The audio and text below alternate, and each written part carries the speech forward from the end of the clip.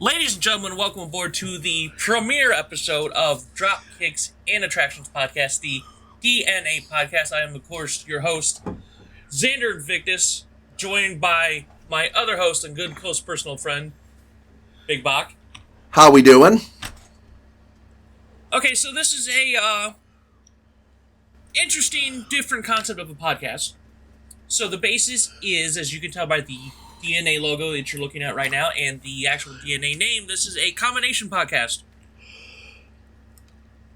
As most people do realize how pro wrestling and pop culture are intertwined like a DNA strand. They are each one half of a double helix. So that is what we're looking at right here. We are going to do a weekly podcast. However, all the information will be bi-weekly. What I mean by that is we are starting with wrestling. We're going to start with the week of January 11th, 1993, which is the debut of Monday Night Raw, which we know as a big pop culture staple, even today. And every other week, we will be talking about movies, TV shows, music, something that happened within that same year. So, this will be either your favorite weekly podcast or your favorite bi-weekly podcast. So, myself, Xander Invictus, I've been watching wrestling for well over 30 years. Ever since I was a small child. I do remember watching it pre-Raw by several years. And I also trained for a couple years at House of Glory, which just had their event. Matter of fact, at this recording, they just had their latest event yesterday. So, and, Bach, how about your experience with wrestling? I'm coming to wrestling as a fairly new fan. My first pay-per-view was Battleground in 2014, and the first thing I really remember as a wrestling as a whole is 15 German suplexes to John Cena at SummerSlam 2014. Okay, so you and I are relatively the same age, but our experiences are different. Very much so, and I'm interested to see what my perspective can bring to the classic stuff. Absolutely. And when it comes to pop culture stuff, we are a little bit of what I like to call BOT squared.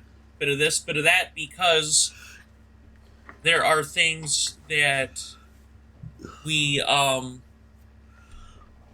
where one of us may have less experience in pop culture, the other one can pick right back up. I'm big into movies, comic books, horror movies, that sort of thing. But you're a much more bigger anime fan. Oh yes, anime, manga, lots of Japanese music too is something I'm really into. So that's going to be a nice way to get different perspectives on things either of us may have either seen, not seen, that sort of thing. I'm looking forward to the journey. Absolutely. So let's go ahead and hop into that journey with Monday Night Raw from January 11th, 1993. It was from the Manhattan Center in downtown New York City. It was only a couple blocks from the famed Madison Square Garden. I actually have been here more than once. What kind of a neighborhood is that? It's right in the middle of Manhattan. So you're Madison Square Garden. You're talking blocks away from Times Square. So this is a very nice part of Manhattan. Matter of fact, I used to go to a Planet Fitness right around the corner from the opposite end of Madison Square Garden. So, the Manhattan Center, it is a concert venue. Most people, especially if you're a Ring of Honor fan, which is when I used to go to this a lot, was they would use the Hammerstein Ballroom, which was the larger ballroom on the ground floor. Matter of fact, GCW just had one of their more recent shows at the beginning of the year there with a sold-out crowd. But this is not the Hammerstein Ballroom. This is another ballroom, and it is actually a few floors up, and it's a smaller one. Even funnier, the one time I did go to see this, it was the one time Ring of Honor did not do the Hammerstein Ballroom, because while we were there for the show, the exact same time was a Demi Lovato concert, ironically. So they were there doing a concert, so which is why we didn't have the larger ballroom, which was funny watching two separate lines for two separate shows, two radically different groups of people. The dichotomy was probably pretty interesting. Oh, it was. You get all these guys ready to watch wrestling, and then the other line was small children and their parents. Lines couldn't have been more different. But anyways, the smaller ballroom, not only was it a very narrow staircase, the elevator they used, not very big. You would only be able to fit a few people. And if you watch the extras of the Monday Night Raw 10th anniversary DVD set, they interviewed former referee Mike Chioda. And he said they used to have to take the ring and all that sort of things up this very small elevator one piece at a time. Because it was not a freight elevator size. This was even small for elevator standards. I would have expected them to take the stairs. Was there none available? It was not for anybody that's put together a ring knows that one, they're heavy. The pieces are heavy. I've had to do this several times. And two, it's not like it was like the Friends episode. You couldn't pivot around the corners with the way the stairwell was made with these long like metal beams and wood planks. Okay, I gotcha. So they had to do one piece at a time, which there's a lot of pieces to a wrestling ring. So that was, I could just imagine that was a pain in the ass. And they would have to do this for every taping while they were at Hammerstein. I take it there were there a lot? At least at the very beginning of Raw, they did the first several months. They were at least at the Manhattan Center. They would occasionally do shows elsewhere, but this was kind of like their hub for the very beginning of Monday Night Raw. Okay, I gotcha. So why don't you go ahead and take over and introduce us to the show there, Bach. Alrighty, the show starts outside with Sean Mooney reporting he accosts Bobby Heenan trying to enter, who's been replaced by Rob Bartlett as one of the hosts of the night. Yeah, absolutely. Like Bobby Heenan, one of my all-time favorite managers, and while I was in wrestling training, somebody I used to watch. Very funny, and this was going to be a recurring segment we saw throughout the show, where Bobby Heenan would try to come in, sneak in, because the show was sold out. It was so sold out that even Bobby Heenan, who was a member of the commentary team, couldn't even get in. And he would try different. We'll discuss it throughout the show, but we'll have different. He'll have different disguises. I believe there was mention that Rob Bartlett at the time was a New York radio personality. Yeah. I'm just gonna go ahead and say it right now. He might have been my least favorite of all time commentators, because I get what WWF at the time, WWE now, was trying to do.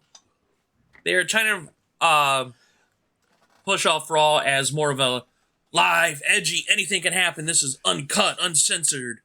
So they brought in a guy, Rob Bartlett, who was considered somewhat of a shock jock at the time, who had done some work with late radio host Don Imus. Rob Bartlett could give a shit about being there, honestly. Because you could tell he was not there. He was just there for the paycheck. You can tell he didn't care who the wrestlers were. He was always making jokes for no reason. He was messing up the names, probably on purpose. It was awful. Yeah, I could tell that from watching this episode. He was trying to force it. Yeah, and fortunately, he was gone within the first few months of the show, so. Alrighty, so after the Bobby Heenan segment, we go inside to Vince McMahon, known as the CEO now, and Randy Savage, along with Ron Bartlett. Yeah, but at the time, he was just a commentator. Not many people really knew at that moment. Yeah, so our three commentators give us a quick overview of the show, and we get right into it with the first match of Koko B. Ware versus Yokozuna. Yeah, and so Yokozuna was still relatively new. I believe he was in his first year. He was still on his undefeated streak as a monster. Yokozuna was also not Japanese. He's a part of the famous NOYE wrestling family, where like Roman Reigns, the Usos, The Rock. The Rock is half black, half Samoan. His Samoan half is from this. Basically started by former tag team champions and Hall of Famers, the Wild Samoans. So basically, if you're part of this wrestling family, they still have to this day have members of that family wrestling all over the world. Yeah, no. Yes. The The match itself is not particularly nothing really important happens. It's a squash match. Sure, but hold on. Let's go back to Coco Beware first. Okay. Coco Beware was basically at the twilight of his career. Was member of the high energy tag team with Owen Hart at the time. And you may not look like he may not have had the look for it, but this man was incredibly agile. I remember when we were doing research for this, he was able to do a missile drop kick off the top rope and land on his feet. That's really impressive. I've never seen that before. And on top of that, which we'll get to him here in a little bit later in the episode, he was in a early match with Rick Steiner. This was before either one of them were in WWE. You know, Rick Steiner went for a power slam. Not only did Coco Beware roll through the power slam, he was able to lock in a small package out of it, and I've never seen that counter before. That sounds really impressive. I'll look forward to seeing that. Yeah. So, as you were saying, it was a very short match. And because basically the idea was we're still trying to get Yokozuna over as this huge monster who's just tearing through the roster. Yes, at this point, he is actually undefeated. Yes, he's still undefeated. And how long did you say the match went? 3 minutes, 45 seconds. And it was basically all Yokozuna, which I wouldn't expect anything less. He, of course, was accompanied by legendary manager and former tag team champion in his own right, Mr. Fuji. How long were they together? Do you know? He was, at least for the majority of Yokozuna's first run, or the first part of his run in WWE, Mr. Fuji was there. And for those that do not know sumo wrestling, which I'm not too familiar, but I do know this fact, Yokozuna is actually a term in sumo wrestling which basically stands for their grand champion. So basically, he's coming out and he's calling himself Grand Champion. Especially, this was a big deal because the Royal Rumble itself isn't in 2 weeks. Right, and yeah, at this point, Yokozuna has declared for the Royal Rumble, so he's got his eye on the prize. Yeah, absolutely. And we'll discuss this more once we get to the actual Royal Rumble, but this was actually the first ever Royal Rumble where the winner was guaranteed a world title shot at WrestleMania, which I'm not a fan of, but like I said, we'll discuss that once we get to Royal Rumble. Now, as I was watching this match, something about the way they were wrestling seemed different to what I've seen recently as I've become a fan, but I can't put my finger on what. Faster style, maybe a little more reckless? I wouldn't say reckless. It was just, the style was, I would say, even with what you would consider light heavyweights, the style was slower. It wasn't as flashy as you see now. All right, now you said it like that, that's fair to say. Yeah, and then once we talked about it at the top, and we'll probably talk about it throughout. Rob Bartlett sucked. He was very disinterested. He was very disinterested. He was short of racist almost racist at some point. He kept on calling Yokozuna Yokozuma, and it was just, I didn't realize it like I said, I was just shy of 11 when this debuted, so obviously I didn't pick up on it, but as I'm watching it later on as an adult, this was a very failed experiment. I put him up there as one of the worst. Okay, moving on. All right, the next segment is a taped promo with Bobby Keenan talking about Mr. Perfect, wanting to know about someone called the Narcissist, who will set to debut at the Royal Rumble. Yeah, because what had happened is Bobby Heenan used to manage Mr. Perfect. And during the Survivor Series 92, which was just a couple months, prior to this, it was supposed to be a match between Razer Ramon and Ric Flair versus the Macho Man and the Ultimate Warrior. This was one of the many, many documented times that the Ultimate Warrior walked out, left, fired. So they needed a partner. Macho Man wanted Mr. Perfect, who had always been a heel this entire time. And Bobby Heenan talking to him, and Mr. Perry's like, you know what? I accept. Let's do this. And this is basically the beginning of Mr. Perfect's face turn, which is weird, but somehow it worked because goddamn was Mr. Perfect good. As the saying goes, strange times make for strange bedfellows.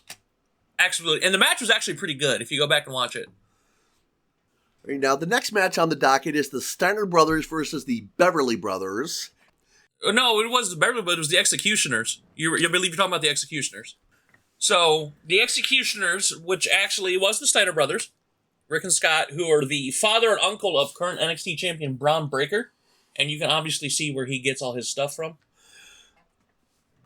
But the Executioners were two enhancement talents, Dwayne Gill and Barry Hardy. Now, Barry Hardy, as of doing the research for this episode, is actually still active in the independents in the Northwest, Western Ohio area. As in, gosh. I remember seeing events he was supposed to be at right before the pandemic hit. So he's still quite active. Yeah, I kind of fell away from the independent scene when Northwest Ohio Wrestling closed down. Sure. And then Dwayne Gill, people may no longer during the Attitude Era. Dwayne Gill may be more familiar to people as Gillberg, former light heavyweight champion. He was the Goldberg kind of like comedy act, comedy impression. And I believe it's still open, but at one point he had a wrestling school in the Baltimore area. So he's still somewhat active in wrestling. As this match is going on, we see Doink in the crowd with his arm in a sling, possibly a result of something else that happened off screen. Sure, this was supposed to be they were working towards a feud with Crush, and there was supposed to be this whole thing where, oh, he's injured, he can't fight, we can't feud, and they're building towards. Eventually, they're going to have a match with each other at WrestleMania 9. But he was obviously an evil clown, because clowns are inherently evil. And so we're just going to capitalize on that. And for those that don't know, the original Doink, there was a few Doinks under the face paint. The first Doink, one we see here, was Matt Bourne, who was a big name in the Pacific Northwest area back in the day. And WCW fans might also remember him as Big Josh, the lumberjack with the dancing bears. Like, he actually would come out sometimes with bears. Interesting. Yes. So, according to the match, once again, this is a lot of matches you're going to see for the very beginning of Raw. We're all like this. You're going to have one decent match between two of the quote-unquote named wrestlers, and the rest of these were their squash matches against enhancement talents. This was actually the latter. At one point, Scott Steiner, you gotta remember, Scott was the agile one at the time. Anybody might remember him at Big Papa Pump, but Scott was the agile one. Rick hit one of the Executioners, like, I didn't know which one was which. They both were hooded with, like, full body suits. There's an expression where Scott Steiner hit a man so hard with the Steiner line and knocked his dick stiff. There's actually some truth to that expression. I was a combat medic for several years in the Army, and there is something called a priapism, where if someone can suffer enough trauma suddenly, they, for lack of a better term, produce an erection just off the trauma. What we used to call a trauma boner. So that's where the terminology of hitting somebody so hard knock your dick stiff comes from. I had not heard that before. Mm-hmm. But that was the Steiner line. That was, when Rick hit you with that, you felt that. So yeah, that match lasted for 3 minutes and 1 second. Uh-huh. Once again, we're working towards, at the time, the Steiner brothers were one of the top tag teams in WWE.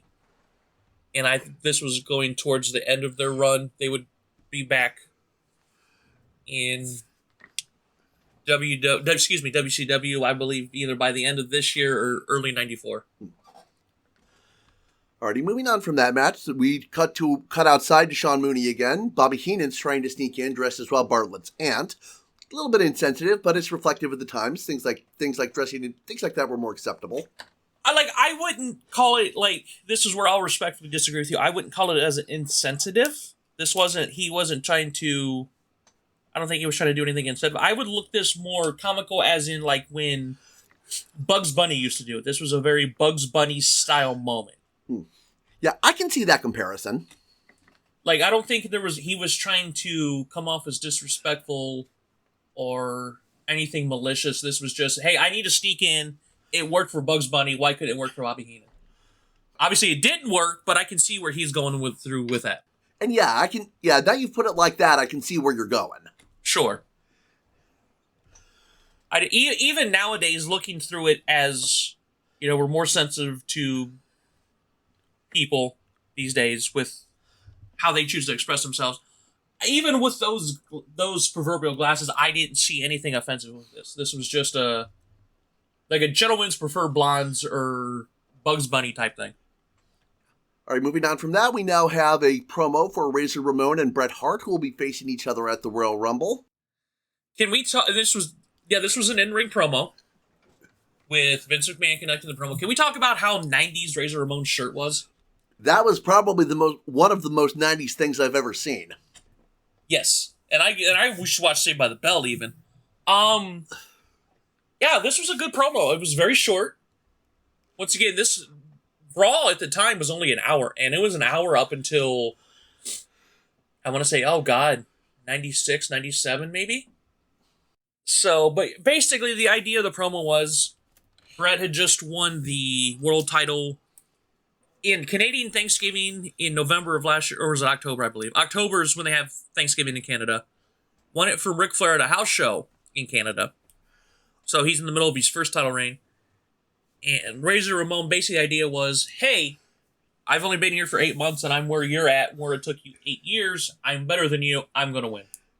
During the course of this promo, we also see that Razor Ramon attacked Bret Hart's brother Owen on a previous show to try to get to Bret.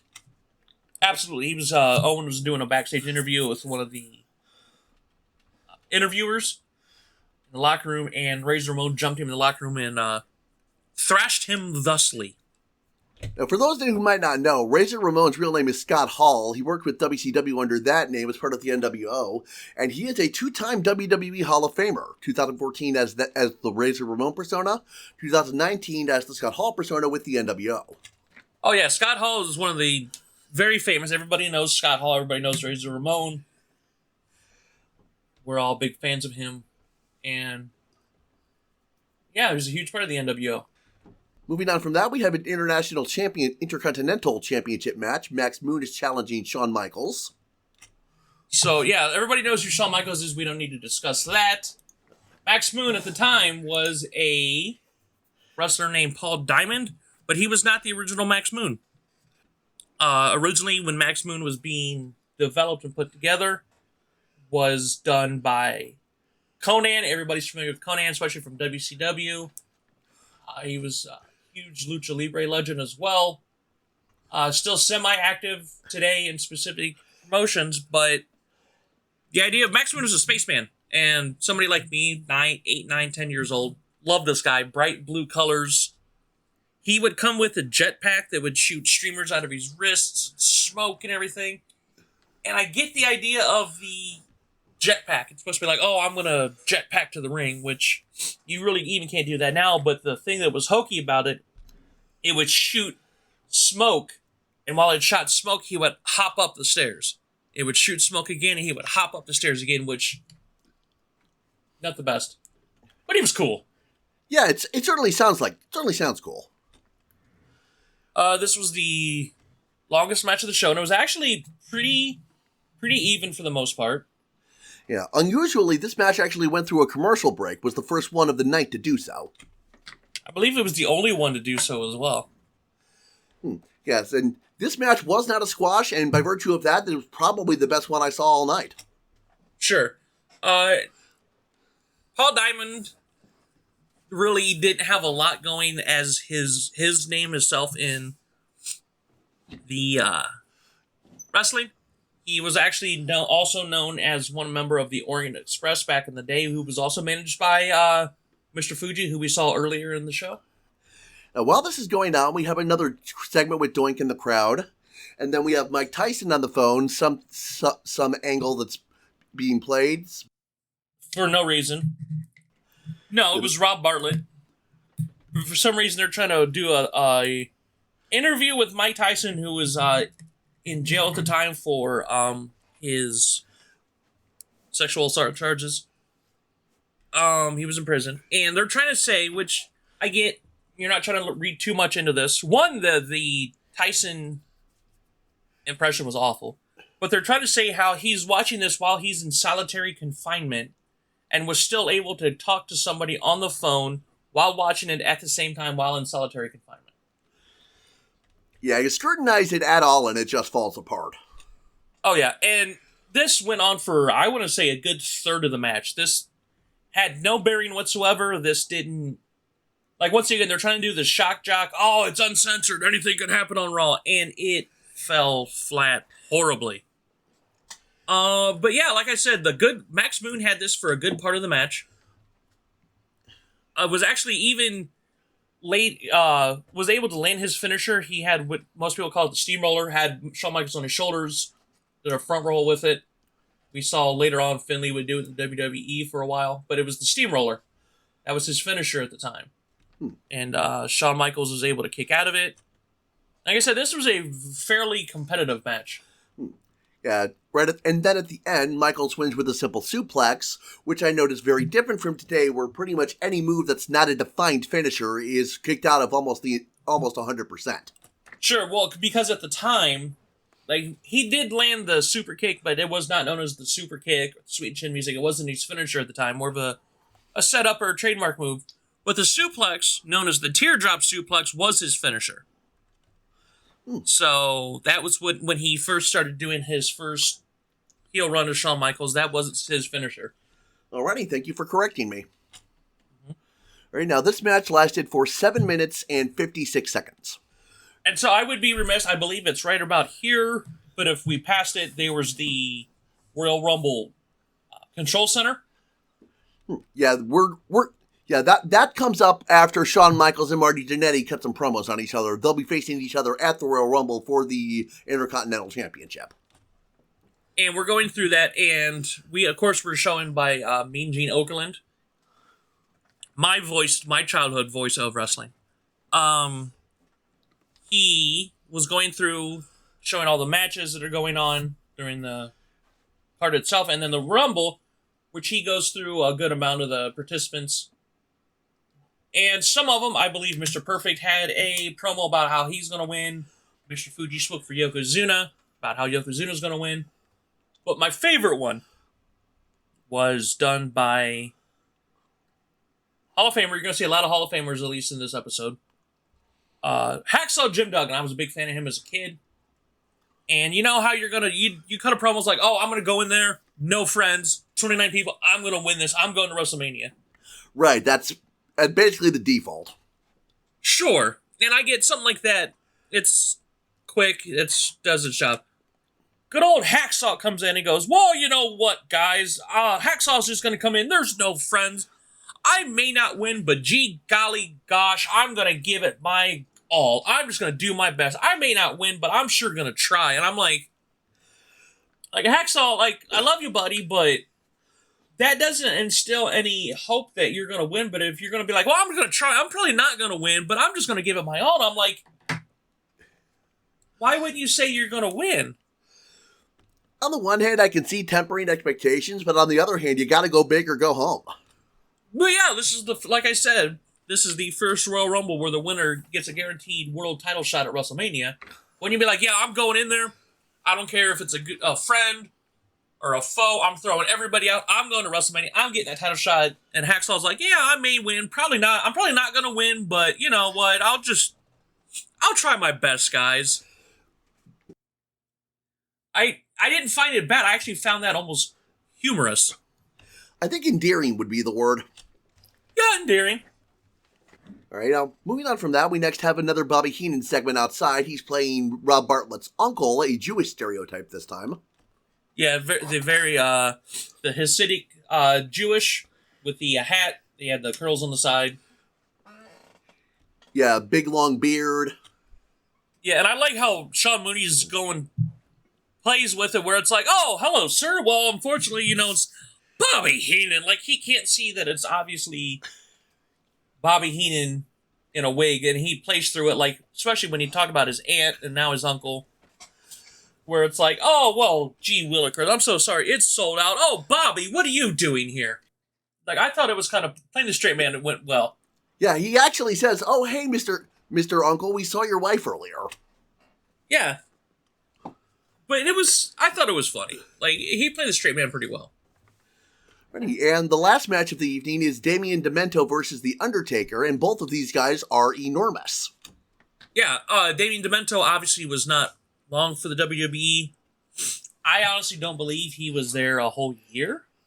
Maybe a year and a half. He was not there very long.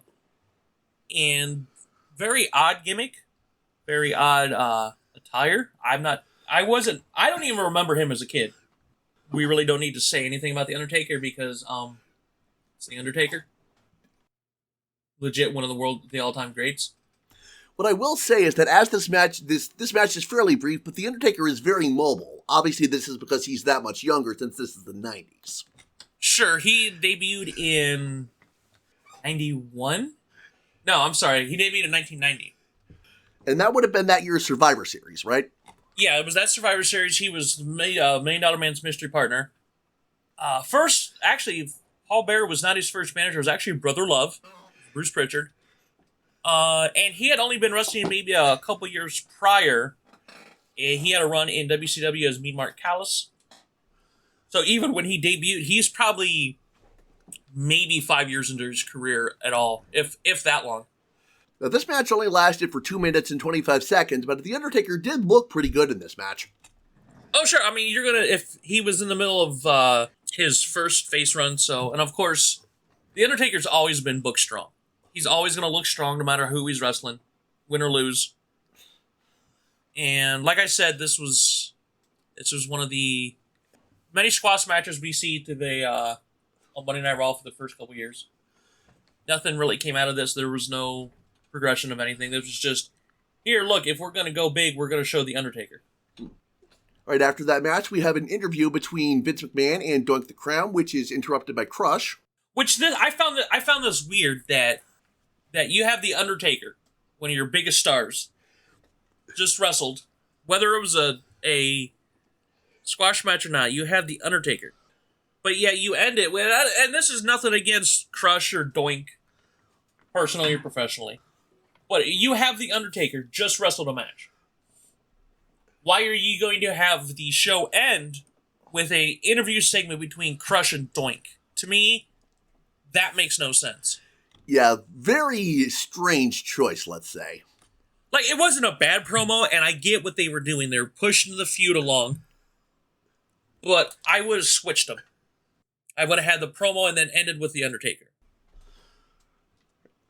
But basically, the promo was, Doink's coming out, he's doing his gimmicks and shtick, and Crush, who was also the former Crush of Demolition, this is Brian Adams, who would also go on to NWO. He would also be Chronic in WCW, one half of Chronic. He's like, hey, he was very popular with the kids, very large man, bright colors. You could see how this was a very big character that was big with the kids. He's like, I don't like the way you're treating kids. Look, you need to stop this, and if you don't stop it, I will stop it personally. And that's been, like I said, they're working towards they're continuing their feud. They're working towards their match at WrestleMania 9. And Crush gets squirted with a water pistol Doink had, and Doink then books it out of there. Because if you ever see the size of Crush, yeah, I would stand there and wait to see what his reaction was. He was a very, very large man, and his finisher was he would just squeeze your head until you tapped out. That sounds painful. Yeah, it was. He would sit. They would be seated. He would stand over them, put a hand, and these were, like I said, this was a large man on each side of the head, and just squeeze. And there would be times where he would just lift them up off the ground with his hands and slam them back down. Yeah, we then have one more commercial break, and then the show closes with Bobby Heenan being told, hey, you can go up now. Oh, by the way, the show's over. So, hey, come on in, Bobby. Show's over. I kind of found this funny. Like I said, this whole running joke with Sean Mooney and Bobby Heenan, I thought was funny. It was harmless. And it did its job. We're just, hey, Bobby Heenan's in there. And he was very, as good as he was being that smarmy manager, you wanted to see either him or his people get beat up. He was also very good at doing the funny stuff. There was some stuff he did with the late Gorilla Monsoon as their commentary duo, which my all-time favorite commentary duo is Gorilla Monsoon and Bobby Heenan. They worked well off each other. And then he was just very good at he was very good at laughing at himself. Yeah, that's important in anybody who's in the entertainment business. Sure, he could take a joke at his expense, and he was very good at it. But yeah, that was it. Raw's over. So compared to now, what did you think of this first episode of Raw? Considering it as it was the series premiere, I think it did what it needed to do. Obviously, it's not going to hold up compared to now, but that's kind of an unfair lens to look through. Sure, but as somebody who may not have watched it live and has only been watching wrestling regularly for less than 10 years,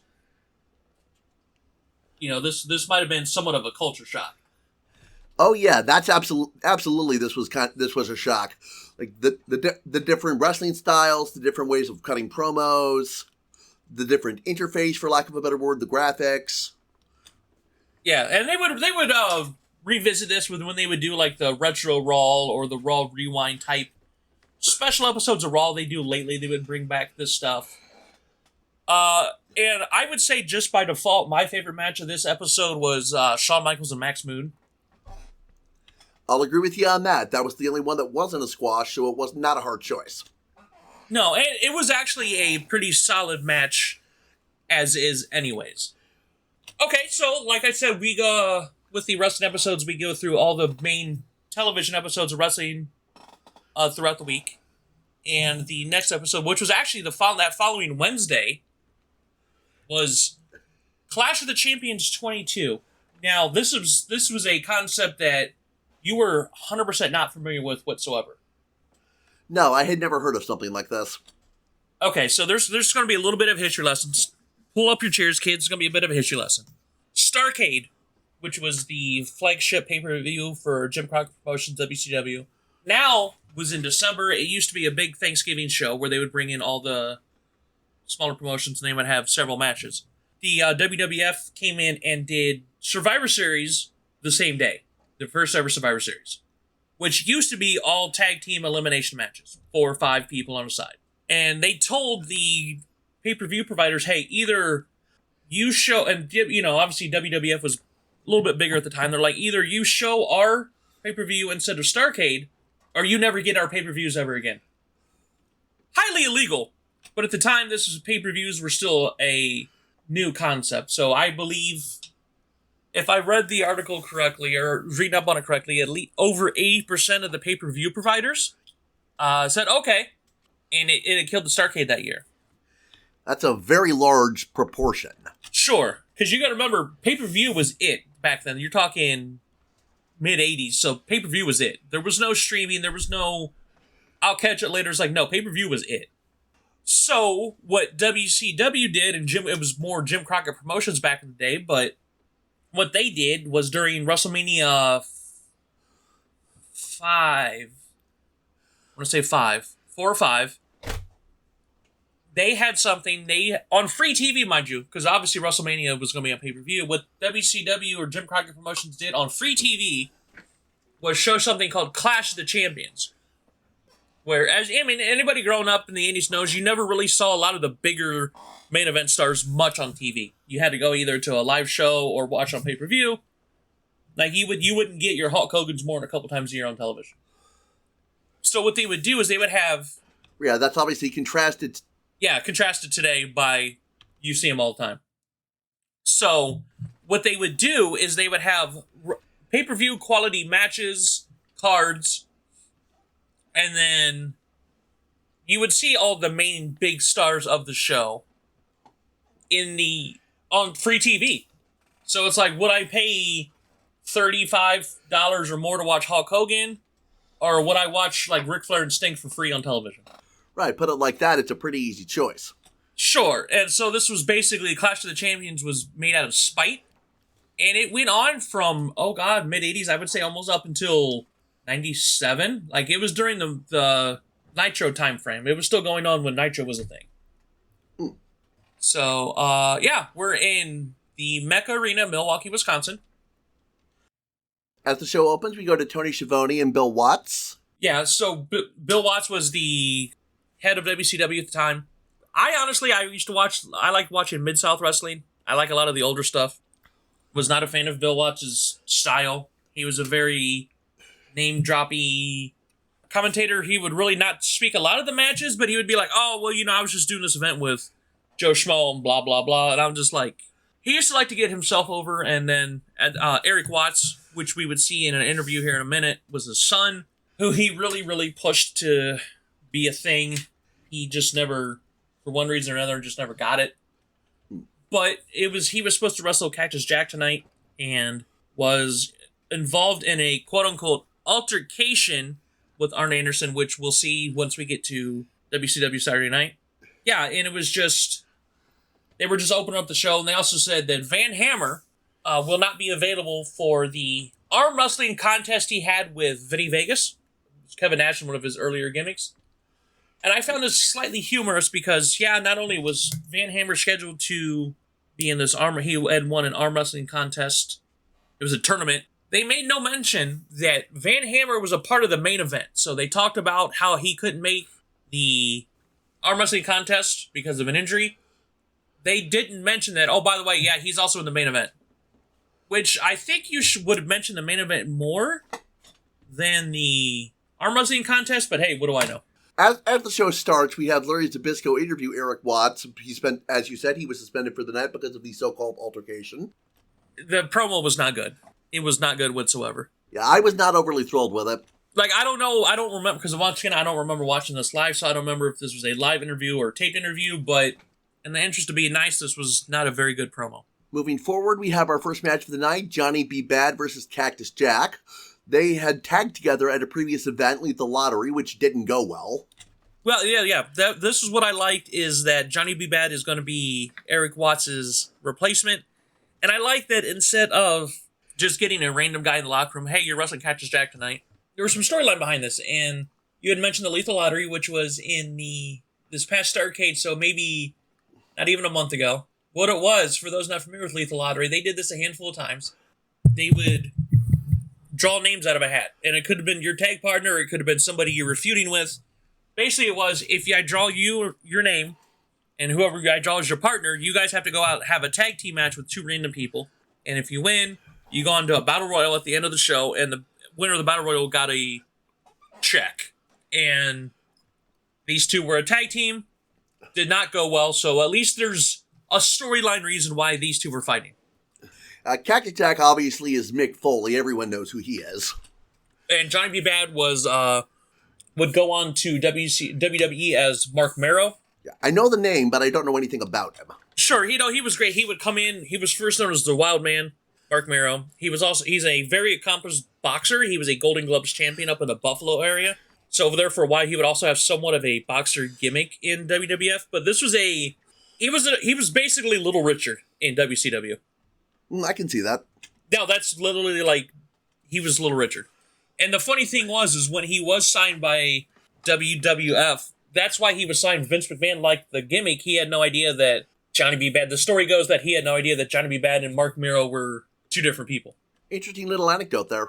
Yeah. And he's no longer in wrestling, but Mark Marrow is actually now a very accomplished and well-respected motivational speaker. He goes around to different schools and talks to kids about, trying to, do what you can to be a better person, sort of thing. So, props to him for that. Yeah, absolutely. That's a great career to go into. Sure. But yeah, this was, I believe, 3 minutes. Do you think you have the time? Yeah, 2 minutes, 53 seconds. And you know what? This wasn't a bad match for a sub 3 minute match. Yeah, there's some talk early in the match about their contrasting styles. Johnny wants to wrestle. Jack wants to take it to the floor, as it were. Sure. And even for sub 3 minutes, I think this actually was a decent match. The whole idea that is Johnny B. Bad would have more of a...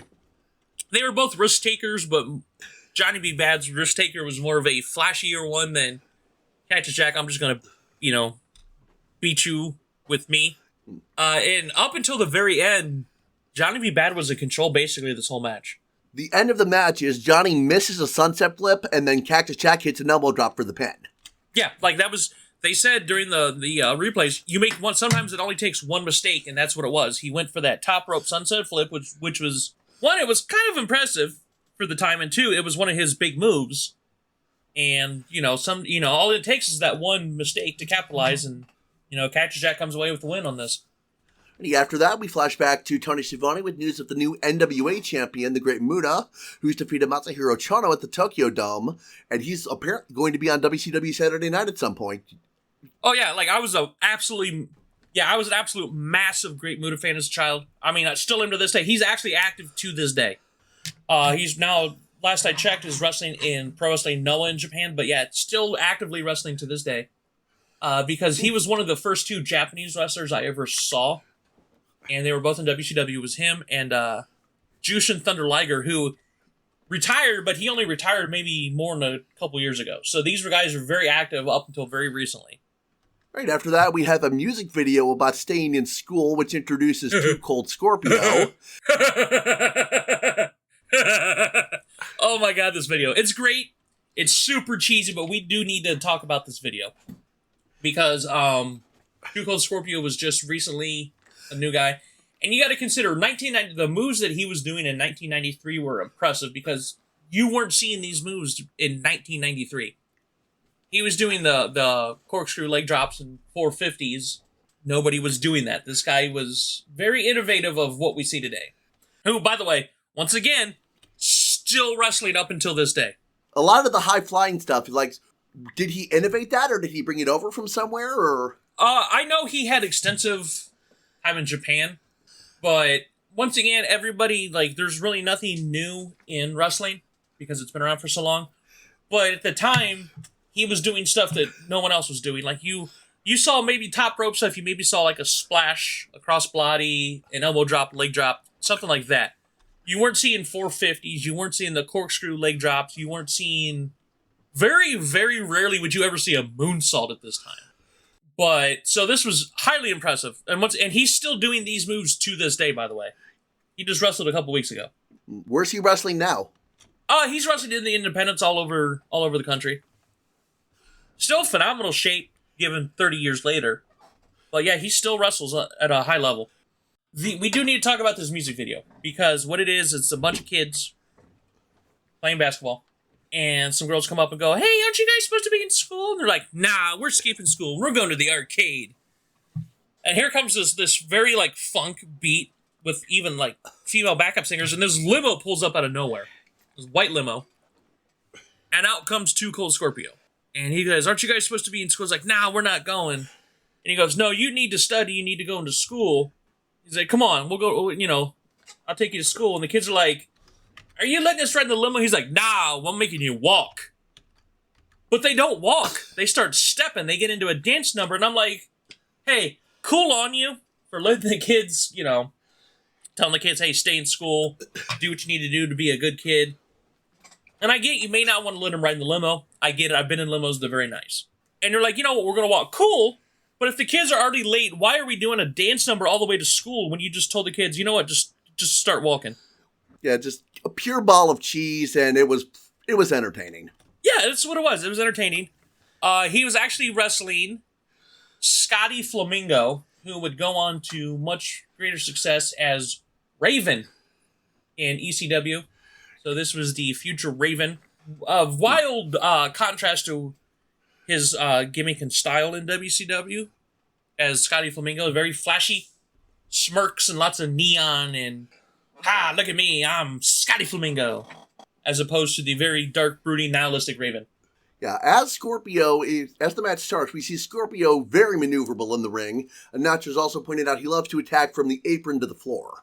Oh yeah, like some of the moves he was doing was, if you're looking at it nowadays, even if you're looking at it nowadays, you realize my man was doing this in '93. You're like, this is impressive.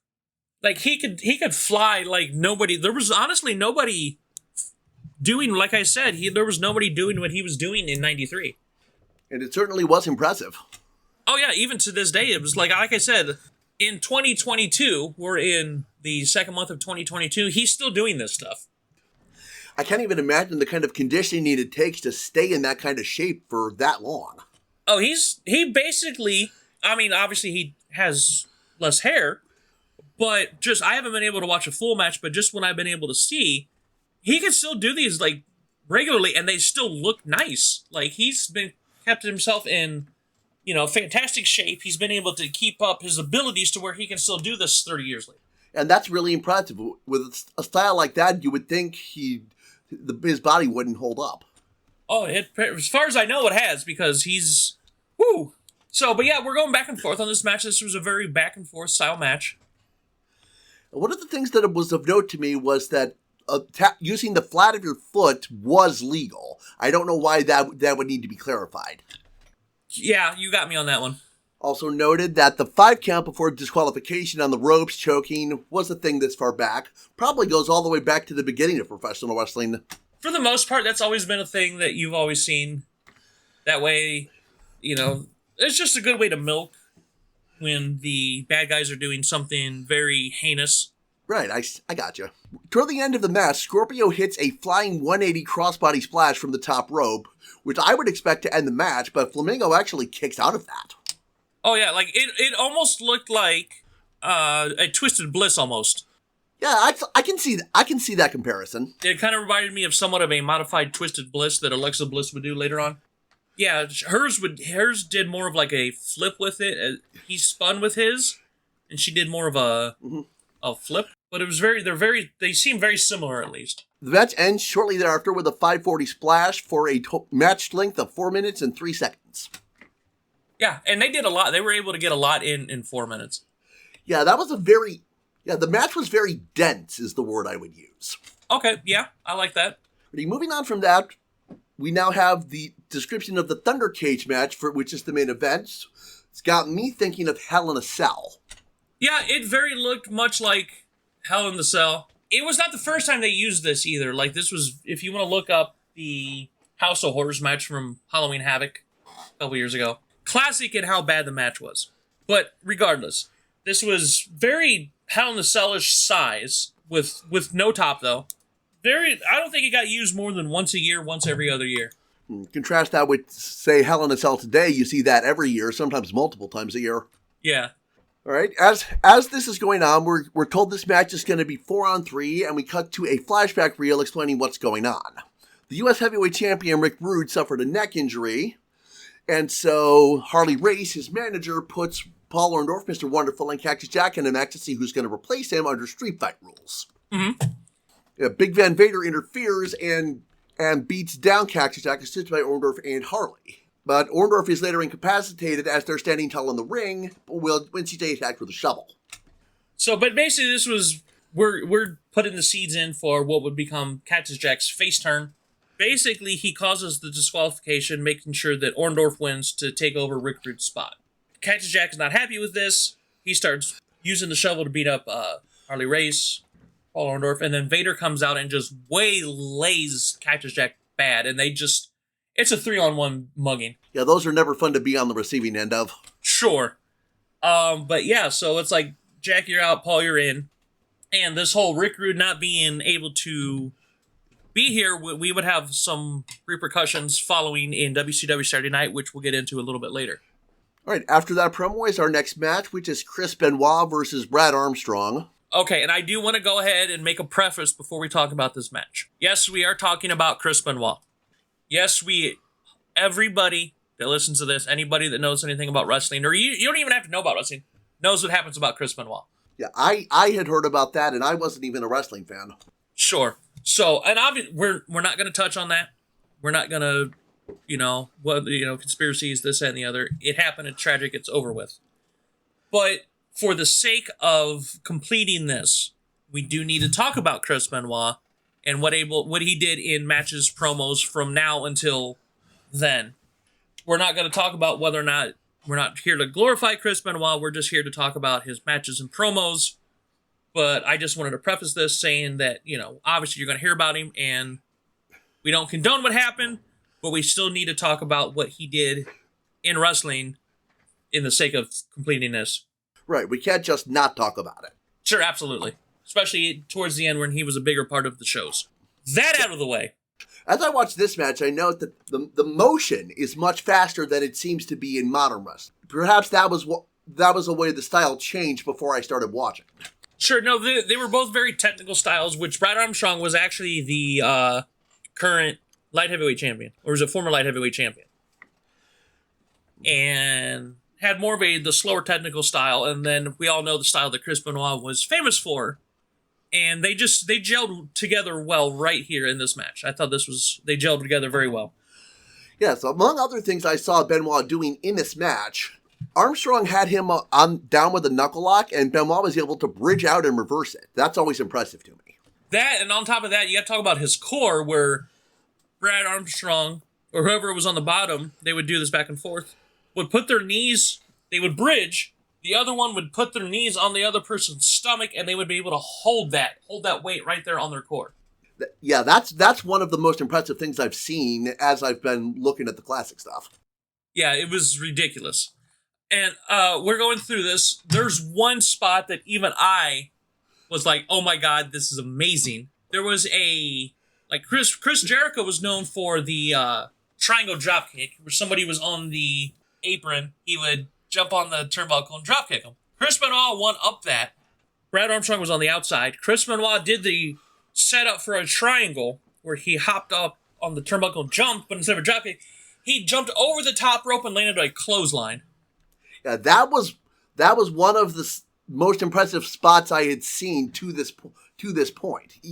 Yeah, even today, I never saw that today. Yeah, that was a little scary. If I'm talking frankly. Oh yeah, there's a reason you probably don't see that much today, but it was just the fact that.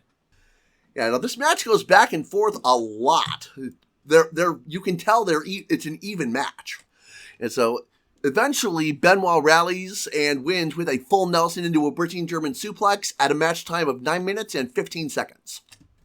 Yep, that was the famed Dragon Suplex. Oh, is that what that's called? Okay. Yeah, the Dragon Suplex is the half Nelson suplex. All right, moving on from there, we have a segment looking at the Rock and Roll Express, Ricky Morton and Robert Gibson. They are at this time the Smoky Mountain Wrestling Tag Champs, that's in the Appalachian area, and they'll be appearing at Super Brawl 3 in February, the first time outside tag champs are going to appear on a WCW pay-per-view. Which this was a big deal. This is the whole, everybody's talking about the Forbidden Door now, but this was also another big deal where you have not only somebody from another promotion, which everybody, if you watch WCW, you knew who the Rock and Roll Express were. They made their name in the Jim Crockett promotions. They are considered one of the greatest tag teams ever. And they're actually, speaking of still wrestling today, Ricky Morton just announced that they're actually doing their retirement tour this year. Oh, that's cool.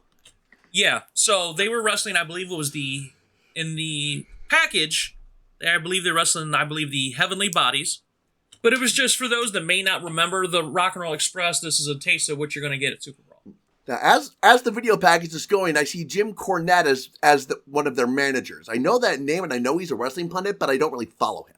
Yeah, before he, got his podcast all set up, was a well-known wrestling manager. He always managed the bad guys. Was always a thorn in the side of the Rock and Roll Express. So he was managing the Heavenly Bodies. He was also the owner and I believe one of the bookers of Smoky Mountain Wrestling. So that was his baby. Moving on from this package, we have the Strongest Arm competition that was mentioned earlier. That was won by Van Hammer, who, again, established earlier, he's injured. Sure, he won the tournament. What it was, I think they called it the Strongest Arm tournament. He won the tournament against Vinny Vegas in the finals. And for those that don't know, we mentioned at the top of the segment, Vinny Vegas is Kevin Nash. We don't need to talk about Kevin Nash's accomplishments. He's had many. This was an early Kevin Nash. This was pre-Diesel. He would, by the end of the year, he would be Diesel in WWF. This was toward the end of his first WCW run. Not his only gimmick in WCW, but this is actually the first one I remember. This was my introduction as a child to Kevin Nash, that I remember personally, was Vinny Vegas. And I like it that, Kevin Nash always had that deep, methodical voice. He still does to this day. Like, when he speaks, you listen. Thing is, with Vinny Vegas, he's like, hey, oh, bada bing, da-da-da. So the idea behind this arm wrestling match is that during the finals of the other one, Vinny Vegas is like, hey, this is not fair. I didn't use my strong arm. You know, he had an advantage. I was using my weaker arm. I want a match with my stronger arm. And this is what set this up. Yeah, his opponent in this, Tony Atlas, didn't get to compete in the actual tournament and was put in here to replace Van Hammer, I believe. Yeah, who was legit one of the, at the time, at his prime. By the way, Tony Atlas, another Hall of Famer. You got to consider how deep Hall of Fame-wise we are at this time frame. Tony Atlas, legit, not only was he one half of the first ever all African-American World Tag Team Champions back in the day, was legit massively strong at his peak. He was one of the strongest men in wrestling at one point. So this was not just anybody. This is a guy that has he's got some meat in the muscles. Their builds appear fairly similar at a glance, maybe a slight edge to Tony. Yeah, like Tony was more of he was the bulky weight, and Vinny Vegas or Kevin Nash was leaner, but you also got to consider, those that may not realize, before wrestling, Kevin Nash played basketball, so he had more of a basketball player's build. Did not know that. While Tony Atlas, Kevin Nash played basketball in college, so you can see where he has more of a basketball player's build, while Tony Atlas's was more of a bodybuilder's build. This segment goes fairly quickly. Vinny wins pretty uneventfully. Yeah, this was more of a segment, less than a match. Yeah, so then we have a ad for WCW Main Event, which I believe was a Saturday night program at this time. WCW Saturday Night was their flagship show, and you would get stuff like Main Event, Pro, that sort of thing. Gotcha. And when we come back from commercial, we have our next match, the Wrecking Crew from Detroit versus the Z-Man and Johnny Gunn. Yes, and then I would consider, I had to redo my notes before we started this, and I forgot to write it down. The Wrecking Crew, there was, one of the members was a Laurinaitis, and I forget the name. Marcus, thank you. If the name Laurinaitis rings a bell, not only is Johnny Laurinaitis from, People Power, his brother also was Animal from the Legion of Doom. So there was a lot of wrestling in the Laurinaitis family. And his nephew would go on to not only be a fantastic player at Ohio State University, he would have quite the career in the NFL. So the Laurinaitis is very athletic family. A lot of pro wrestlers and football players. Yeah, I remember the Laurinaitis from OSU. I can't remember his first name, though. I believe it was Joe. But yeah, he went on to have quite a successful career in the NFL. So the Laurinaitis has made some big dudes. Now this match starts off with Z-Man and Rage doing some chain wrestling. Sure, and the thing was, if you notice that Johnny Gunn and Z-Man were kind of like matching with their attire, and their theme song was kind of like an instrumental of Sharp Dressed Man by ZZ Top, they were trying to do a gimmick where it was they were doing promo videos where they were going to like, salons and like fancy clothing stores where it's like, hey, we're ladies' men, we dress nice, we're good-looking dudes, the ladies love us. It wasn't a flashy ladies' man gimmick, it was somewhat subtle in the ring, but the promo videos were like, hey, we're driving nice cars, we shop at expensive stores, we're good-looking men, and so that was the idea. I haven't seen any of those promo videos yet, but I see where it's going. Yeah. They were done. The tag team was done by the end of the year. I believe they had one of their last matches at Halloween Havoc of 93. Now, one of the more an early spot is Rage presses Z-Man above his head. That's got to be really hard. Oh, yeah. Press slams are always fantastic to watch, especially when it's not a smaller man. Like, Z-Man was not like a large man. He was more of the faster light heavyweight style, but he also wasn't a tiny man either. As the match progresses, we have Johnny knocking Rage and Fury down with a double clothesline suicide dive over the top rope. That was really impressive to see. Oh yeah, this was another one of those moves that was like, it would be somewhat impressive now, but in 93 you're like, oh my god. And then after Johnny does that, he sits on the apron, grabs the top rope, and levers himself backwards up and over it back into the ring. That's core strength, right? Oh yeah, these Johnny Gunn and Z-Man, or Tom Zank, very athletic, very strong, use their strengths to their advantage. This was very much a speed versus power match. Yeah, they knew what they had and they knew how to use it. Yeah. They didn't try to go toe-to-toe with, obviously, Wrecking Crew had the obvious strength advantage. As the match moves on, there is a series of Irish whips, and Z-Man gets sent into the neutral corners, and then Fury goes up, and hits a flying axe hand. Following that, series of power slams, and then the match ends with the Wrecking Crew's double team finisher, the Wrecking Ball. Yeah, so for those that are not familiar with this maneuver, it was basically, if you remember when Ron Simmons or Farouk would be in WWF and he did the Dominator, which was kind of like a gut-wrench powerbomb, it was basically one of the members of the Wrecking Crew would do that while the other one would come off with some sort of like sledgehammer blow off the top rope. Kind of like a little bit more power and momentum with the powerbomb. I liked it. And I get, a lot of people may not have liked the Wrecking Crew. They weren't around very long. I think they were around for about a year or so, at least at this time frame. I liked them. I thought they did their job well. They were just two big, mean, massive dudes. And it's just sometimes you watch that one wrestler or that tag team that you just, something about them, you're just like, I like that. There's something about it I like. Yeah, the match on whole seemed pretty standard for this era. Yeah, it was good. And the Johnny Gunn and Z-Man did their flashy stuff. At one point, one of the Wrecking Crew came off the top, and Tom Zink kicked him in the face. Like, he got some extension off a kick to the right, caught him right in the chin. I think that was right when Fury hit the axe handle. They hit each other at that.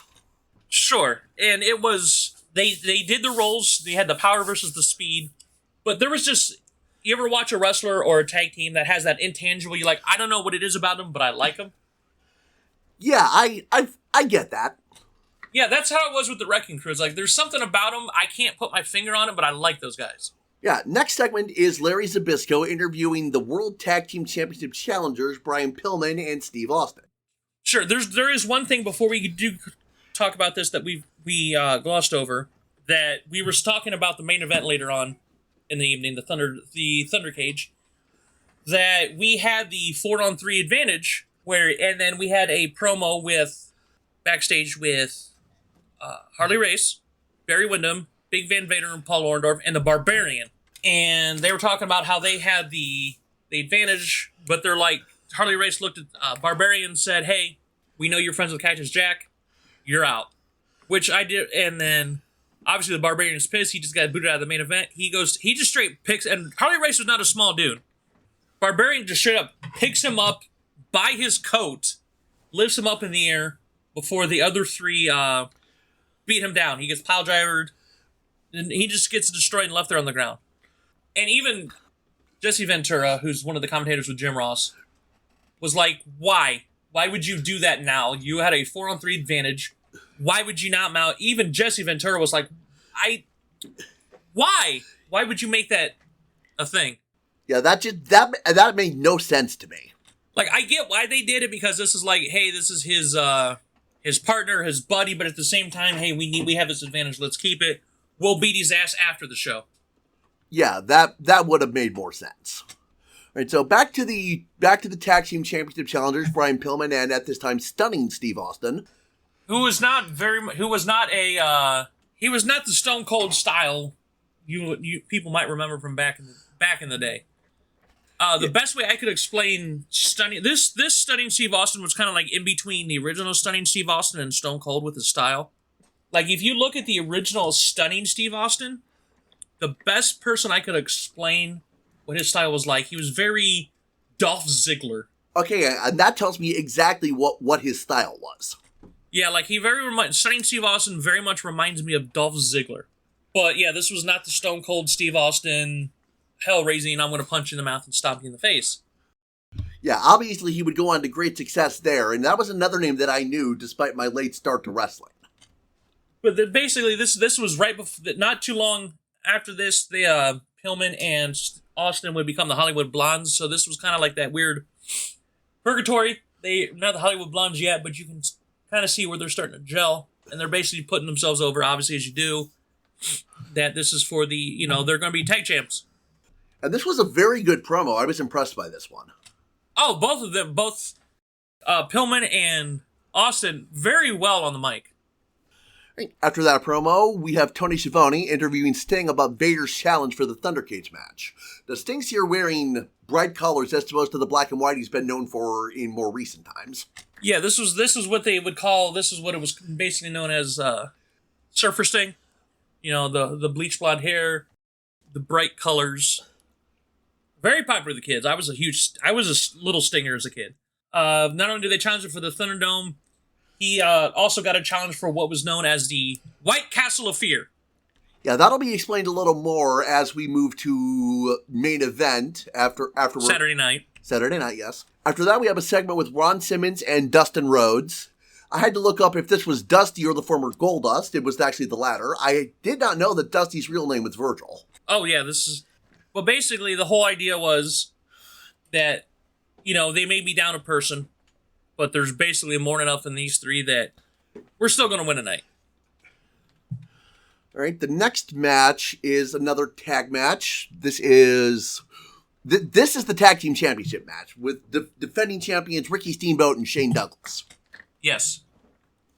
Now, Steve starts out versus Ricky in this match, going very aggressive very quickly. Oh, yeah, absolutely. This was my favorite match of... It may not have not only been my favorite match of the night, it was my favorite match of our first episode here. Because you had, you know, Ricky Steamboat, one of the all-time greats, Shane Douglas, who at the time was very young, and he was very fast. And you had, basically, all four men were quite capable in their abilities, and it showed. They gelled very well together. All four men wind up in the wing pretty quick, and then Shane sends Pillman out with a drop kick, and Ricky sends Steve outside with a chop. After this, Steve offers a handshake, which Ricky slaps away, and quickly manhandles Ricky to the hostile corner and starts 2-on-1ing him with Brian. Yeah. Now, as this match is... Yeah, they everybody filled the roles in very well. As this match is going on, various of Ricky's teammates are mentioned. Jay Youngblood, Paul Jones, Dustin Rhodes. Oh, yeah, he's very... Like, he had much success. Tag champions, almost everywhere he went. He, very sound. Not only was he very sound as a technical wrestler, or as a singles wrestler, he was very sound as a... Tag team wrestler, yes. All right, as the match progresses, we have some chain wrestling. Austin gets pulled to the hostile corner, so Steamboat and Douglas can do some tag attacks. A couple of rapid cover attempts. Austin bridges out of a jackknife cover to a vertical base. As I said, I love seeing that. All right, so further in, we see Brian Pillman throw Ricky Steamboat out of the ring towards the hard cam. The announcers say this would have been a disqualification if the ref had seen it. Do you know why that was? Because that's new to me. The whole top rope thing? Yeah. Because when Bill Watts took over WCW, there was a lot of old school rules that he brought in that just didn't really fit the time frame, because it's always a thing. You can always go forward, you can never go back when it comes to wrestling. So the idea was, if somebody got thrown over the top rope, then the person who threw him would be disqualified. That was an illegal move. So, and if the ref didn't see it, it never happened. Right. All right. So, match continues. Austin attacks Steamboat on the outside as Shane comes to Steamboat's aid. Pillman there's a suplex from the apron back into the ring. That's impressive. All right. Steamboat does a sunset flip later into a pin attempt, but Austin distracts the referee so that he can't get in position. Basically, this is really good tag team wrestling. There's a lot I could talk about. Oh, this is classic tag team wrestling. Unfortunately for this match, it eventually ends in a disqualification when Austin gets the tag belts and attacks Shane with them. And I get why, sometimes the disqualification doesn't work, but sometimes you need it. And I felt that I would have liked to have seen an actual finish. Right, so Douglas is busted open by that hit. And Pillman and Austin go crazy with the tag titles, eventually walk out with them. Because they start whipping him with it, like, severely. And Steamboat comes in and actually gets on top of his partner. So they decide to whip him too until some of the good guys come out and break it up. And obviously we're continuing the feud for the tag titles. And the bell-to-bell time on this match is 13 minutes and 46 seconds, the longest of the episode so far. Yeah, and they got a lot in that 13 minutes too. Yeah, I'll agree. That was another very dense match. Yeah. Where there was a lot of stuff in, but at the same time, it didn't feel like too much was done. Yeah, it was just solid tag team wrestling is what I saw there. Mm-hmm. All right, next we have another interview with Harley Race and Vader, and Ron Simmons comes in. Harley Race attacks him. Yeah, because what had happened, a little backstory here. Ron Simmons last year, which would have been 92, won the title from Vader because Sting was supposed to wrestle him. He got attacked by Jake the Snake. They had basically a drawing to see who would fight Vader for the title that night. Ron Simmons won the raffle, won the match, mind you, with a power slam on Big Van Vader, which is impressive. And Ron Simmons is credited as the first ever African-American world champion in wrestling. So this was a big deal back then. And then that December, Big Van Vader wins, hits a shoulder breaker, pins him, and wins the title back. So this is basically Ron Simmons is like, look, I'm coming for the title. We're gonna beat you tonight, and I'm coming for that title. I'm getting my title shot back. Harley Race did what he did, goaded him in, and basically Ron Simmons threw both of them around relatively easy. People forget that Ron Simmons was an accomplished football player. Not only in the NFL, he was All-Star at Florida State. He was actually the first ever football player at Florida State to get his number retired. Interesting little bit of trivia there. I didn't know that. Yeah, he was I believe, defensive lineman, so he had the strength and the power to be able to pick up Vader like he did. I believe he even spine-busted Vader. Right. But obviously, the numbers game caught up on him. Mm-hmm. Went after that damaged shoulder. Vader hit another shoulder breaker. Bad news, Ron Simmons is out of the match. Now we went from a 4-on-4 to a 4-on-3 to a 3-on-3. Now we're on a 3-on-2. Yeah, right at the end here, Dusty Rhodes and Sting come down, and we cut the commercial. Coming back, the Thunder Cage is being lowered into place, and I see it does look like Hell in a Cell. Yeah. So, just to show you the difference between the card, the original match was going to be Sting, Dustin Rhodes, Ron Simmons, and Van Hammer versus Barry Windham, Big Van Vader, the Barbarian, and Rick Rude. Now we have Dustin Rhodes and Sting versus Barry Windham, Big Van Vader, and Paul Orndorff. And this is my thing with it. This is one of those street fight, come dressed as you are type matches that I like these. When done right, these are fun. But if you're supposed to be, this is a street fight, no rules cage match, why are we having tag rules? Because at one point, if they decide just to break down and fight, there's nothing the ref can do. I never understood why we need to have this as a regular tag team match. That is a good question, and I don't know the answer to that either. Sting and Dustin Rhodes are obviously two of the top baby faces in the company at the time. And there's a lot of combinations of people together. Sting and Big Van Vader are in the middle of their huge title feud. There was talk about how Sting was the only one that was able to consistently topple Vader, because Vader is just absolutely just manhandling everybody. Dustin Rhodes and Barry Windham had a thing. They were world tag champions for a while before they broke up and Barry Windham turned on him. So there's a lot of, what they like to say, combustible elements to this. Right. Anything could happen, and a lot of things did. Yes. But basically, the majority of it was just a regular 3-on-2 tag match. All right, so we eventually start with Windham and Rhodes. Alrighty, so Sting gets tagged in later. Windham doesn't see it. Sting does an overhead press into a body slam. As I said, that's an impressive thing. There's mention of the White Castle of Fear. The announcers were just as perplexed as we were. There's mention by the commentators, Sting and Rhodes have nothing to lose. Vader has his title eventually. And then there's the JR says they could lose their health. So that's a valid point in a match like this. Sure. But yeah, it's going back and forth. But once Vader gets tagged in, woo! Like, there's a reason Van Vader scared me as a child. This was a man that could just basically throw people around willy-nilly. Very hard hitter, very stiff guy. One of the moves that I was impressed with in this match, he had Sting up in the air, press landed him, released him, and on the way down, he punched him right in the stomach with that big old fist of his. Yeah, I actually cringed when I saw that, because that looked painful. Yeah.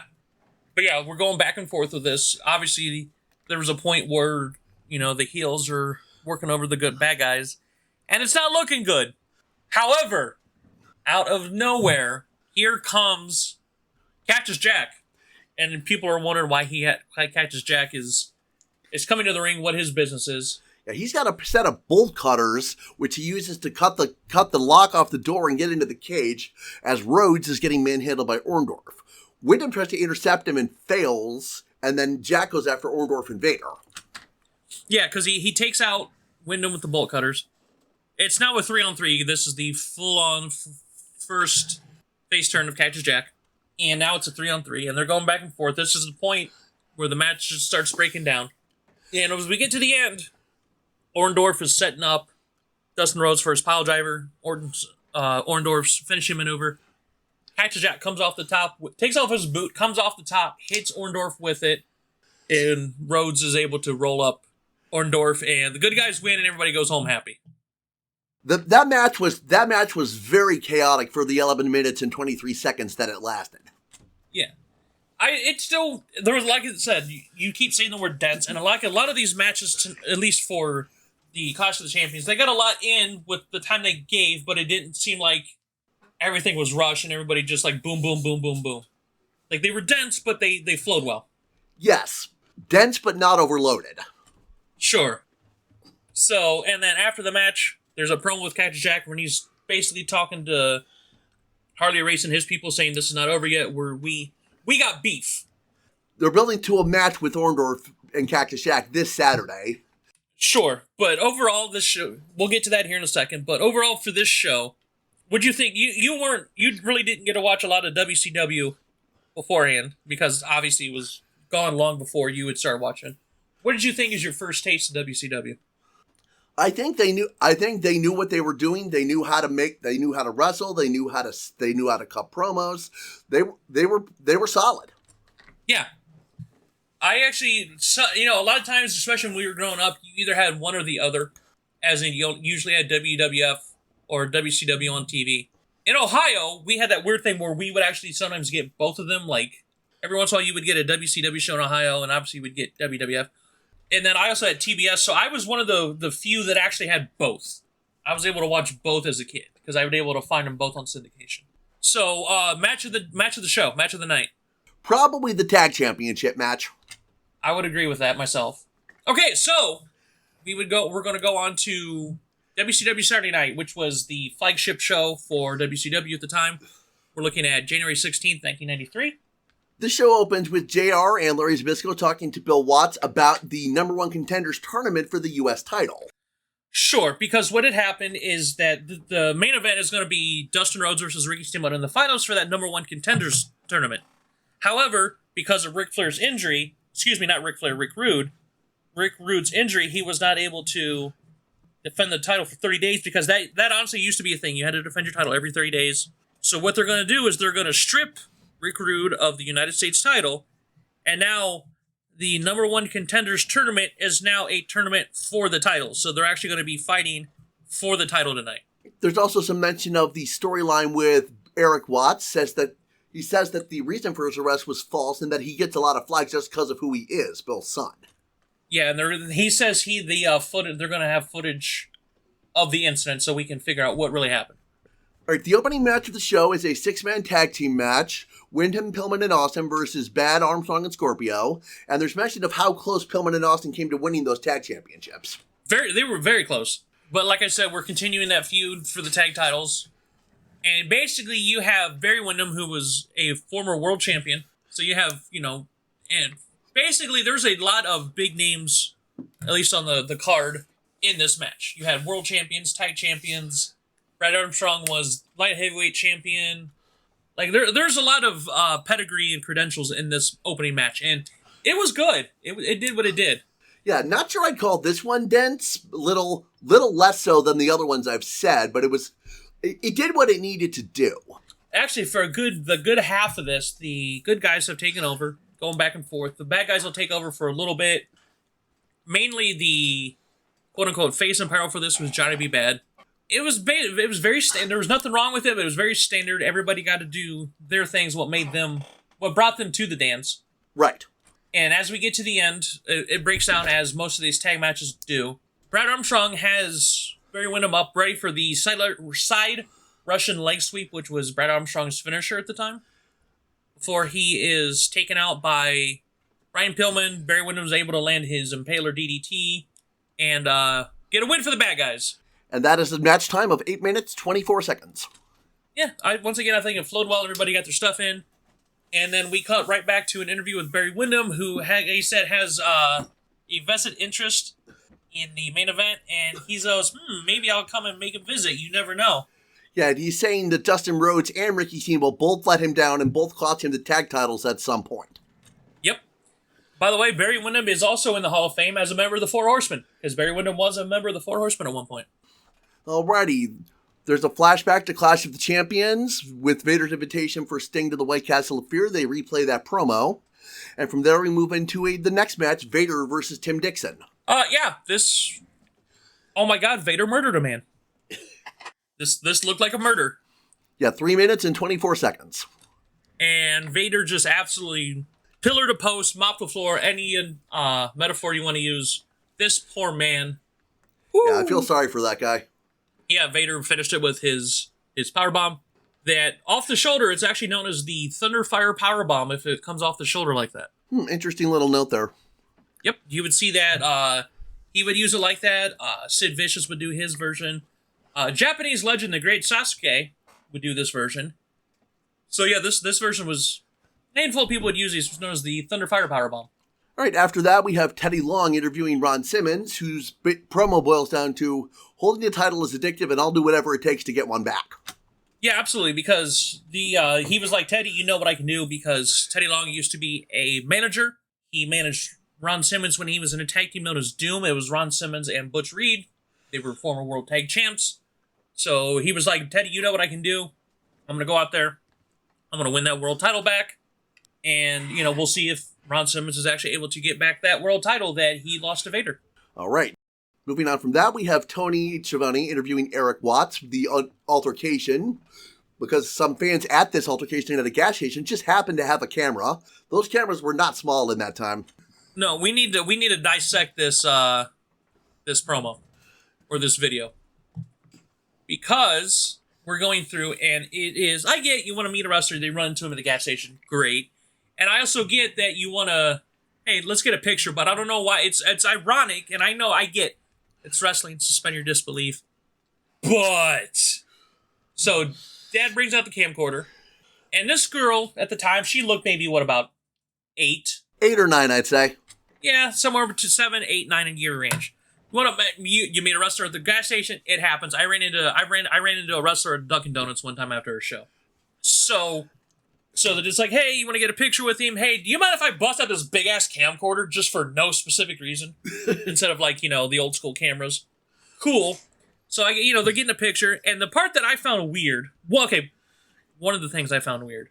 The dad asked the girl if she can kiss Eric Watts. And I'm like, might just be me. I was like, hey, can I get a hug? Cool, great. But it's like, hi, mister, can I kiss you? And I'm like, I found that weird. That's just me. Yeah, that's very weird. Hug, I get it. Want to hug a wrestler. I'm like 8 years old. Favorite wrestler. And then, while this is going on, mind you, we're in public, this is a public gas station. Arn Anderson pulls up in his car. Goes, hey, you want to fight? So they start to fight. And once again, in a regular fight, wrestling moves really aren't a thing you want. If it's supposed to be, I'm not going to power bomb you or choke slam you in a gas station fight. We're just fist fighting. We're getting in a fist fight. Right. But Eric Watts was able to lock in the STF, which was his submission finisher. The STF in the middle of on the gas station ground outside by the pumps. On Arn Anderson, he's tweaking back on him, trying to do some damage. And then out of nowhere, I'm talking about within seconds, cops pull up. I'm talking seconds. They almost they had to have been across the street and seen this, because there's no way cops show up that quick. Yeah, and especially in a time like that when someone would have had to run to a payphone to call them. Yeah. So, once again, I get it's 93, blah, blah, blah, but there was just so many things about this that wasn't for me. There was too many plot holes for me to... Suspend your disbelief? Yeah. But basically the whole idea was, hey, this is video proof that I was attacked, I was defending myself, and so they reinstate Eric Watts, they end his suspension. Right. He brags about, once I lock in that STF, the only one to break it's the referee. And he says, I'm an easy man to find, come to the ring. Basically. Alrighty, the next match is the Wrecking Crew versus Keith Cole and Chris Sullivan. Can we talk about that shiny jacket, please? Sure. That Keith Cole jacket? Or is it Chris Sullivan? One of them. Gorgeous jacket. All of the gold sequins and flashy and sparkly. I love that. I would rock that now. Yeah, that jacket was absolutely gorgeous. Fabulous! I would wear that now, and you know I would. Indeed, I do know that. You know, as I was watching this, one thing that stood out to me, Cole kind of looks like Guile with a mullet. Yeah, from a mullet to a flat top. And so this is a pretty standard match again. Cole and Rage start. Cole tosses himself at Rage a few times, eventually knocks him down. The teams are going back and forth. Fury eventually antagonizes Sullivan into getting into the ring and then takes Cole to hostile territory while the ref is getting Sullivan backed out. Then Rage is tagged in, because some corner splashes, and eventually Sullivan goes manic and takes out both of them. But then Fury tags in again without Sullivan seeing, and they hit the Wrecking Ball. 5 minutes, 25 seconds.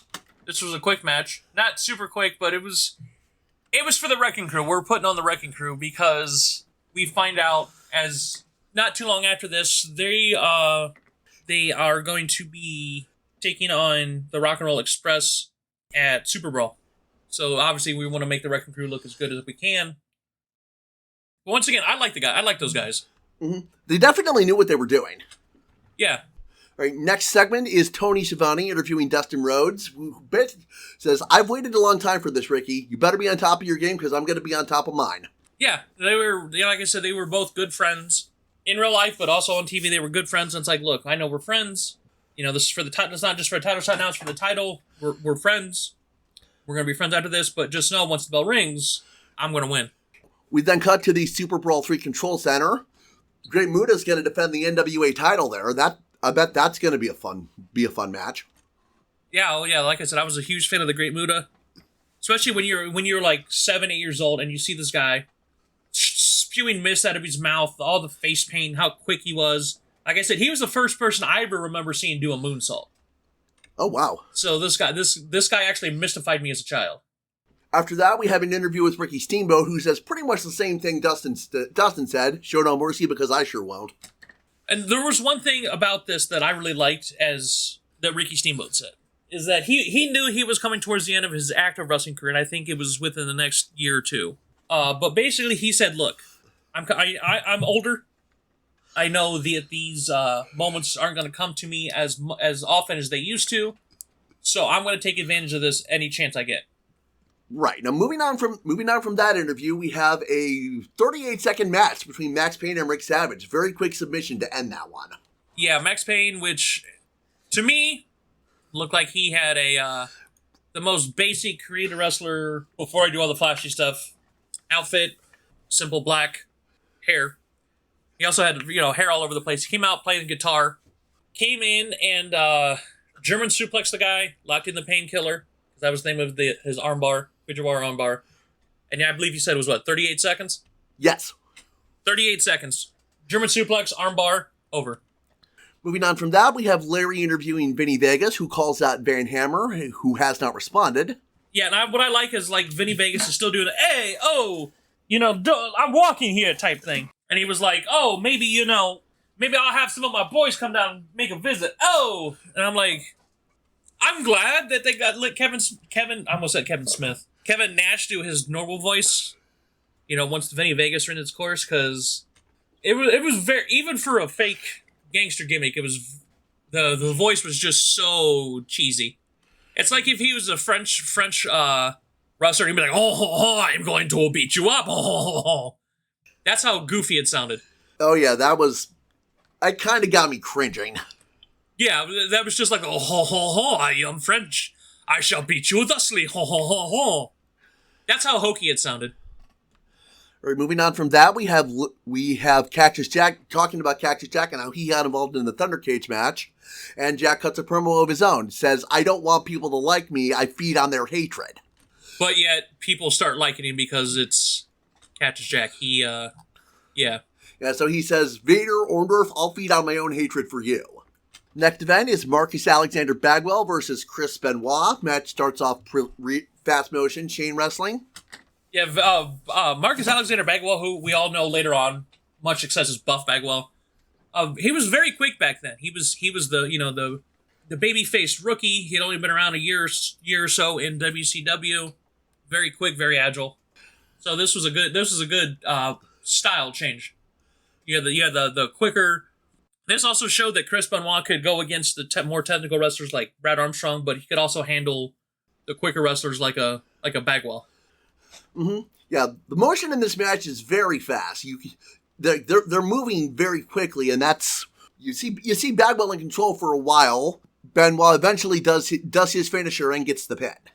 Sure, and you can also see that not only was Benoit able to keep up with a different style at such a high level, because he was already at somewhat of a high level at this point anyways in 93, because he was also getting a lot of experience in Japan. It also showed that how underrated Bagwell was as a wrestler, that he was able to keep up with somebody like a Benoit even this early in his career. Next segment is WCW Up Close with Pillman and Austin. They talk about how thrilled they are with their partnership and say the ultimate challenge for them would be 2 out of 3 falls for the titles.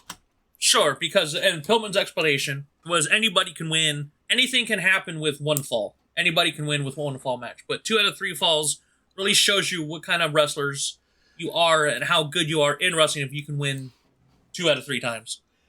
Right. The next match is Paul Orndorff and Cactus Jack, and this turns into a slugfest very quickly.